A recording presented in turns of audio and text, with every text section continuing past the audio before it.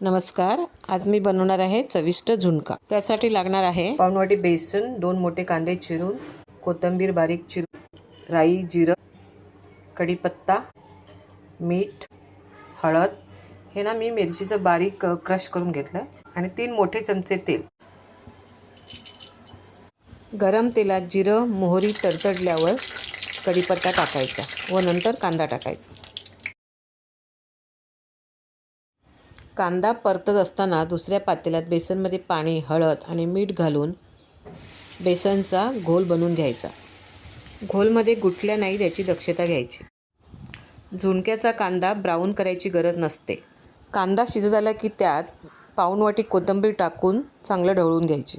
मंद गॅसवर बेसनचा घोल घालत असतानाच एका हाताने हळूहळू ढवळत राहायचे। मध्ये 1-2 वेळा 1-2 चमचे तेल टाकायचे। झुणका शिजलं हे कसं ओळखायचं तर झुणक्याने आपला जो भांड्याचा सरफेस असतो तो सोडायला सुरुवात केली म्हणजे ओळखायचं की आपलं झुणका तयार होत आहे। तरी पण 10 ते 10 मिनटं चांगलं परतून घ्यायचं।